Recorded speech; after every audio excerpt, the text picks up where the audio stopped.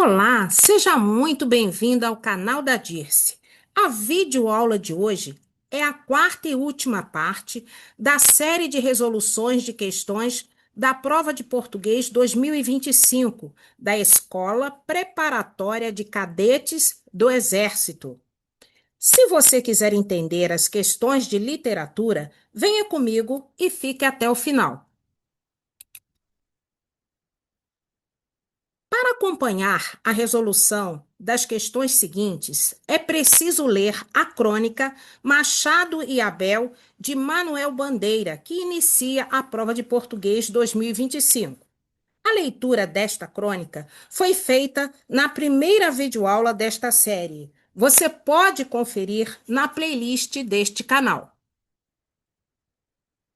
A questão 17 da prova de literatura da SPSEX começa com o seguinte enunciado.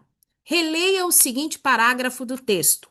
Casos como esse, em que parece haver uma injustiça ou pelo menos indiferença da parte da divina providência, punham o nosso bom Abel, que era um crente e um espiritista completamente desnorteado e infeliz. Foi o que sucedeu quando lhe narrei a história do inglês. Primeiro, sacudiu a cabeça entre as mãos ambas. Em seguida, comentou: é um conto para Machado de Assis.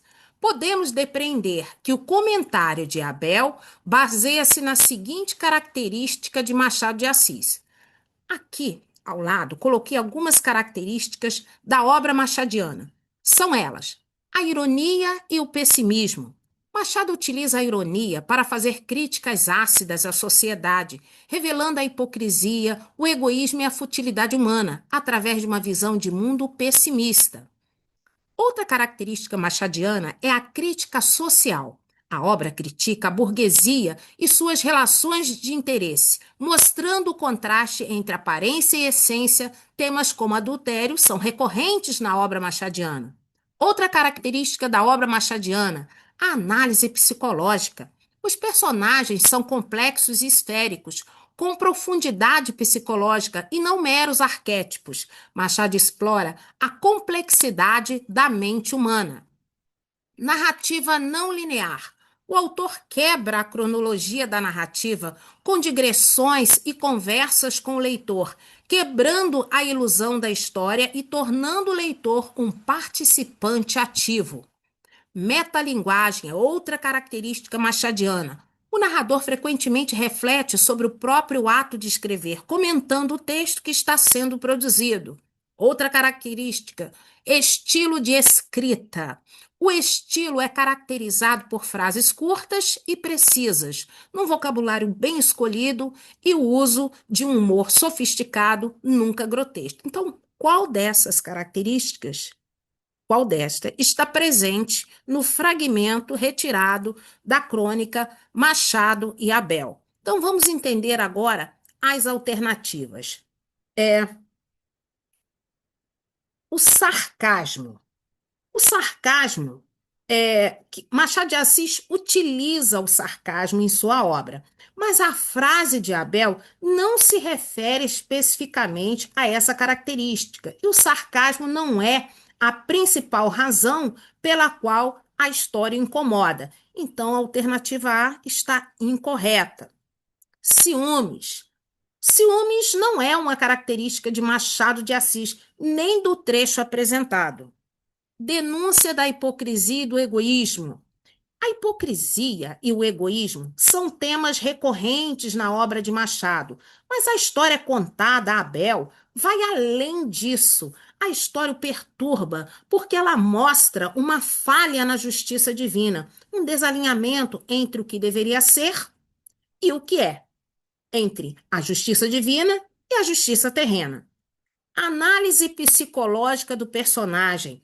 Machado de Assis é mestre em análise psicológica, mas o que choca Abel não é a psicologia de um personagem, e sim a forma como a história se desenrola de maneira injusta.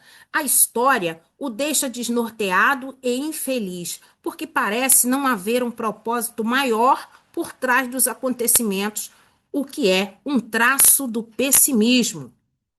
E a última alternativa, o pessimismo. É, portanto, a alternativa correta. O pessimismo é uma visão de mundo em que se acredita que o mal e o sofrimento são inerentes à vida. Machado de Assis explora essa visão de mundo em sua obra, em que muitas vezes a lógica e a justiça não se aplicam e o acaso e a indiferença parecem governar o destino das personagens. O fato de uma história que mostra a indiferença da providência divina se encaixar perfeitamente em um conto para Machado de Assis demonstra o pessimismo como a principal característica da obra dele. Abel, que é um crente e espiritista, se sente desnorteado, justamente porque essa história desafia sua crença em uma providência justa e misericordiosa. O comentário de Abel se baseia no pessimismo inerente à obra de Machado de Assis. Então vamos conferir? Vamos voltar aqui ao texto? Eu marquei aqui, e é importante que você faça isso em sua prova o trecho que evidencia que a resposta correta é pessimismo. Então, casos como esse, em que parece haver uma injustiça ou pelo menos indiferença da parte da divina providência, que casos como esse? Vamos voltar ao caso. Esse pronome aqui retoma o caso que está no parágrafo anterior. O caso do conto Incêndio. Ouviu Abel de mim, que por minha vez o ouvi da boca do próprio protagonista, oficial da Marinha Inglesa, que acabava de curar a sua perna mal ferida no Hospital dos Estrangeiros, onde eu então me achava também internado, morre não morre. A história pode contar-se em poucas linhas. Um navio de guerra inglês andava em cruzeiro pelo sul do Atlântico, no porto de Montevidéu. Desceu o oficial à terra e, passeando na cidade, viu um ajuntamento de gente diante de um sobrado envolvido em fogo e fumarada. No segundo andar, a uma janela parecia ver-se a figura de uma mulher, como que hesitante entre a morte pelo fogo e a morte pela queda. O oficial é que não hesitou, abriu caminho entre a multidão, meteu-se casa dentro para salvar a moça. Quando chegou ao segundo andar, verificou que a moça da janela não era uma moça, era um manequim. Tratou de descer, mas precisamente ao galgar a porta de entrada do sobrado, foi atingido por uma trave que lhe pegou uma das pernas. Olha aí o pessimismo. Caso como esse, em que parece haver uma injustiça ou pelo menos indiferença da parte da divina providência, punham o nosso bom Abel, que era um crente, um espiritista completamente desnorteado e infeliz. Foi o que sucedeu quando lhe narrei a história do inglês. Primeiro sacudiu a cabeça entre as mãos ambas, em seguida comentou: é um conto para Machado de Assis. Então, a resposta à questão 17 é o pessimismo. Exatamente. O comentário de Abel se baseia no pessimismo inerente à obra de Machado de Assis. Próxima questão, para respondê-la, é preciso recordar as principais características da primeira fase do modernismo brasileiro. São elas: o caráter demolidor e irreverente. Então, a primeira fase do modernismo, a fase heróica ou destruidora, foi marcada pela destruição dos valores artísticos tradicionais, como uma atitude crítica e irreverente perante o passado. Outra característica da primeira fase é o nacionalismo crítico. Houve uma busca pela identidade nacional, explorando a cultura e o cotidiano do Brasil de uma forma crítica e não idealizada. A ideia de antropofagia cultural propunha a absorção e adaptação da cultura estrangeira à realidade brasileira. Liberdade de expressão e formal. A primeira geração pregou a liberdade criativa, abolindo regras formais e padrões estéticos estabelecidos, como o verso metrificado e a rima fixa. Outra característica, a linguagem coloquial, a língua do povo brasileiro, com sua oralidade, foi valorizada e incorporada às obras, aproximando a escrita da fala. O experimentalismo e influência das vanguardas. houve grande experimentação formal e temática, influenciada por vanguardas europeias como o cubismo, o futurismo, com a desconstrução da narrativa e a apresentação de ideias novas e polêmicas. Valorização do cotidiano. A vida cotidiana, os fatos e as histórias da gente comum se tornaram temas centrais apresentados com ironia e humor. Outra característica, o anti-academicismo. O movimento se opôs à rigidez das academias e ao academicismo que eram vistos como representação do passado tradicional. Bom, sabedores dessas características, vamos resolver a questão 18.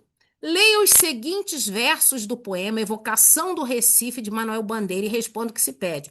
Então, Manuel Bandeira é o autor da crônica que introduz a prova de português. Mas aqui é um poema, um fragmento do poema Evocação do Recife. E diz assim: me lembro de todos os pregões, ovos frescos e baratos, 10 ovos por uma pataca. Foi há muito tempo. A vida não me chegava pelos jornais nem pelos livros. Vinha da boca do povo, na língua errada do povo, língua certa do povo, porque ele é que fala gostoso o português do Brasil. Vejam que Manuel Bandeira introduz aqui este fragmento com um pronome oblíquo, quebrando assim aquela regra de que não se pode iniciar uma oração com pronome oblíquo, mas aqui ele usa a marca de oralidade. E a questão, o comando da questão diz o seguinte: nesse poema evidencia-se a consolidação da seguinte proposta da primeira geração do modernismo brasileiro. Então vamos ver qual das características lidas aqui nesta videoaula vai mostrar, né? Vai evidenciar, está evidenciada no fragmento lido de Evocação do Recife. Então vamos lá? Bom, a primeira diz assim: defender um Estado forte adotando o nacionalismo fanista. Essa proposta, ela não se alinha com o poema, que trata de uma memória pessoal e da linguagem popular, e não de um nacionalismo exaltado. Portanto, a alternativa A é uma resposta incorreta. Alternativa B, usar o português falado no Brasil defendendo como língua literária. É, portanto, a alternativa correta. Porque os versos destacam a língua do povo como a forma mais autêntica de expressão que fala gostoso o português do Brasil. Olha só, a vida não me chegava pelos jornais nem pelos livros, vinha da boca do povo, na língua errada do povo, a língua certa do povo, porque ele é que fala gostoso o português do Brasil. Portanto, aqui a alternativa B é a alternativa correta. Vamos verificar as outras? A alternativa C diz assim: devorar simbolicamente a cultura estrangeira, aproveitando suas inovações artísticas. Isso é o antropofagismo. Embora o modernismo tenha buscado essa assimilação, o trecho focado em memórias e no português do Brasil não é o principal foco aqui, né? Então, não é o principal foco. Refletir sobre o sentido de estar no mundo, analisando o ser humano e suas angústias. Embora a poesia de Bandeira possa ter essas características, o trecho em questão, ele não é focado na análise existencial, mas sim na forma de expressão linguística. E a alternativa é valorizar a disposição gráfica das palavras como elemento de composição do poema. Essa é uma característica de outros poetas modernistas e de fases posteriores, como o concretismo. Mas não é o ponto central dos versos apresentados, como pode ser observado em trechos de outras obras do autor. Então, portanto, a resposta correta é a letra B: usar o português falado no Brasil, defendendo-o como língua literária. A próxima questão é aqui. A questão 19. A questão 19 é o seguinte: sobre Manuel Bandeira, autor do texto que abre a prova, assinale a alternativa correta. Então, agora são características do autor. Então, vamos ver a letra A. Manuel Bandeira sempre aderiu às novidades modernistas, como o modismo, pois sabia que a radicalidade era fator decisivo para marcar a estética que nascia. Esta alternativa está incorreta. Manuel Bandeira não aderiu às novidades modernistas como o modismo. Ele usou as novidades de forma a extrair efeitos e não como um fator decisivo para marcar a estética. Alternativa B. Retomando certos motivos já explorados por poetas parnasianos, o elevado nível vocabular, o belo e a perfeição, e procurando estreitar os laços entre poesia e arte, Manuel Bandeira mantém, de fato, alguns pontos de contato com o parnasianismo. A letra B também está incorreta, embora tenha mantido contato com o parnasianismo em parte de sua obra. A alternativa sugere que ele retomou elementos como elevado nível vocabular, o que contrasta com o estilo mais coloquial e simples que o caracterizou, especialmente como poeta modernista. Alternativa C.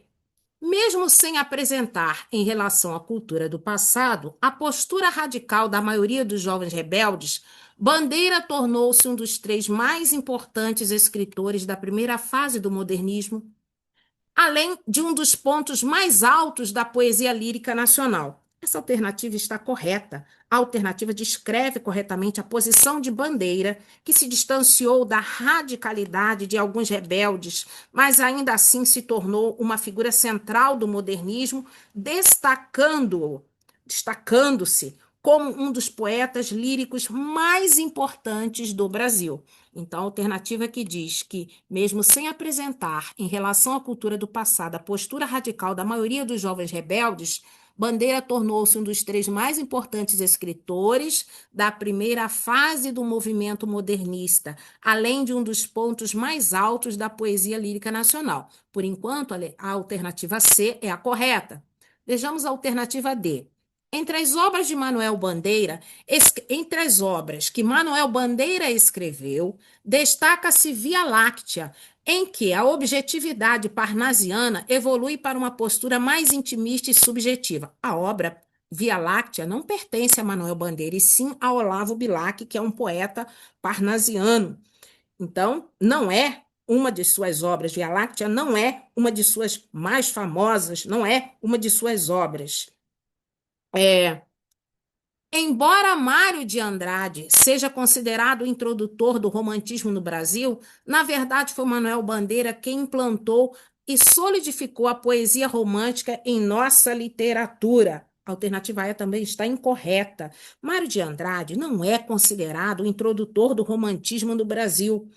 E Bandeira, Manuel Bandeira, não implantou nem solidificou a poesia romântica em nossa literatura. Ele foi uma figura-chave. Bandeira foi figura-chave do modernismo, não do romantismo. Então, a alternativa correta é a alternativa C. A última questão de literatura é a questão 20, e diz assim: juntamente com o poeta português Antero de Quental e o pré-modernista Augusto dos Anjos, apresenta uma das poéticas de maior profundidade em literatura portuguesa, em razão da investigação filosófica e da angústia metafísica presentes nas suas composições. Além disso, certas posturas verificadas em sua poesia, o desejo de fugir da realidade, de transcender a matéria, integrar-se espiritualmente no cosmos, parecem originar-se não apenas do sentimento de opressão e mal-estar produzido pelo capitalismo, mas também do drama racial e pessoal que o autor vivia. Assinale a alternativa que nomeia o autor descrito acima. Então, o primeiro autor que aparece aqui é Gregório de Matos. Bom, vamos recordar: Gregório de Matos é um poeta barroco, conhecido mais pelo lirismo e pelo satírico, pela poesia satírica e pela poesia lírica e também pela poesia religiosa. Gregório de Matos é o boca do inferno. Então, as características do enunciado da questão não se referem a Gregório de Matos. A alternativa A está errada. Alternativa B, Álvares de Azevedo. Álvares de Azevedo é um poeta romântico, segunda geração romântica, ultrarromantismo, com forte pessimismo e temática da morte e do sonho. Mas sua obra não se alinha com a busca espiritual e nem com o drama racial mencionados na questão. Cruz e Souza. O Cruz e Souza realmente é o poeta que descreve sua obra simbolista da seguinte forma: a obra de Cruz e Souza é profunda, marcada por investigação filosófica, angústia metafísica, desejo de fuga da realidade e de integração espiritual no cosmos, além de referir-se ao drama racial e pessoal que o autor viveu. A descrição é reforçada pela menção de Antero de Quental e Augusto dos Anjos como paralelos para a profundidade de sua obra. Bom, Cruz e Souza é o nosso cisne negro. A descrição aqui da questão corresponde às características de sua obra simbolista, que lida com a busca espiritual, a fusão com o universo e o drama pessoal vividos pelo poeta, que era negro, em uma época de intenso preconceito. O próximo poeta, que é Cláudio Manuel da Costa, é um poeta arcádico, um poeta do arcadismo brasileiro, conhecido pela poesia bucólica e clássica. Cláudio Manuel da Costa, que foi um dos Inconfidentes. Então, a descrição da questão não corresponde a Cláudio Manuel da Costa. A alternativa D está errada. Olavo Bilac. Olavo Bilac é um poeta parnasiano conhecido pela poesia formalmente perfeita e pela temática de exaltação do amor e da pátria. Então, a descrição não corresponde ao Olavo Bilac. Então, a resposta correta é o poeta Cisne Negro, Cruz e Souza, alternativa C. Esta videoaula vai ficando por aqui. Aguardo vocês para as próximas videoaulas. Muito obrigada e bom estudo!